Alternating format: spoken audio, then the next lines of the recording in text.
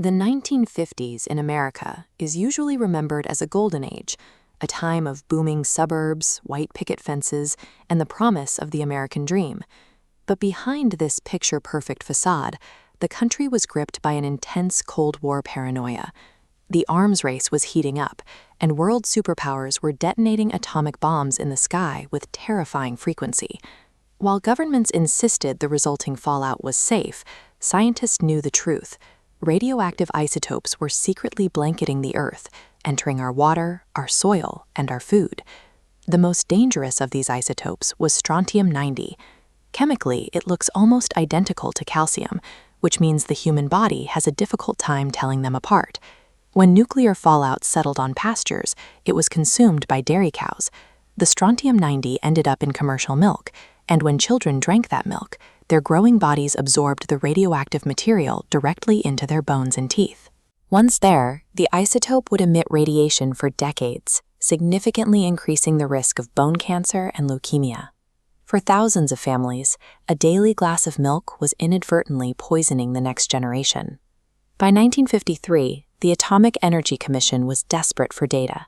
They needed to find the exact threshold of strontium-90 the human body could take before developing fatal cancer, and they needed that answer before global contamination reached a tipping point.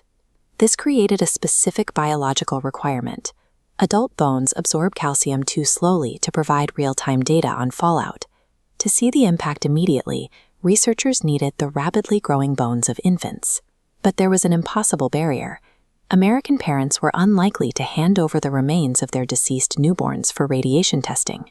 To get the samples they needed, the government would have to look for a darker solution outside of U.S. legal and ethical oversight. In July 1953, the AEC and Columbia University convened a secret conference to solve this tissue logistics nightmare. Dr. Willard Libby, a prominent chemist and future Nobel Prize winner, laid out a chilling directive for the project. According to declassified transcripts, Libby told his colleagues, "If anyone knows how to get a hold of a human body without permission or with permission, we need them." This was the quiet launch of Project Sunshine. It operated without public announcements or ethical oversight, quietly establishing a global body-snatching network to acquire the remains Libby demanded. Researchers targeted regions with lax medical oversight or high poverty rates, reaching out to pathologists in Australia, South America, and Africa.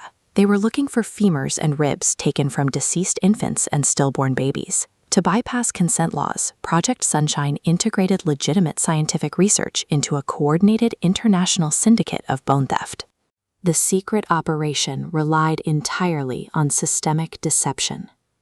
While mothers mourned their lost children in nearby rooms, pathologists affiliated with the project would secretly remove limbs or bone structures during autopsies.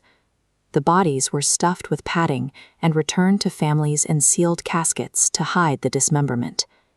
Jean Pratton, a mother in Vancouver, buried her son in 1955, believing he was at peace. She wouldn't learn for decades that his legs had been removed and flown to a laboratory in the United States. Thousands of these stolen samples were shipped to sterile labs in New York and Chicago. There, the bones of infants were weighed, crushed, and reduced to ash in high-temperature ovens. Scientists used these Geiger counters to measure the radioactivity in that ash. The data was undeniable. Children born in the mid-1950s had drastically higher levels of strontium-90 in their bones than previous generations. The government now had concrete proof that they were poisoning the global food supply, but instead of warning the public, they classified the findings, keeping the data hidden from the very families who had paid the price. For over 40 years, Project Sunshine remained highly classified. Thousands of families remained in the dark, never knowing their children's bodies had been used as scientific equipment. That silence finally broke in the early 1990s.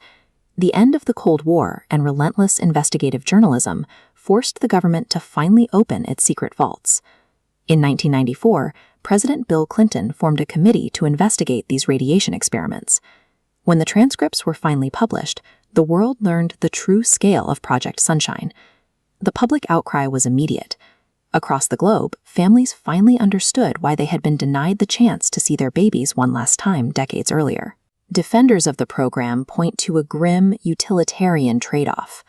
While the project's methods were kept secret from the public, the terrifying data it produced reached the highest levels of government, providing the first undeniable evidence of how severe atmospheric contamination had become.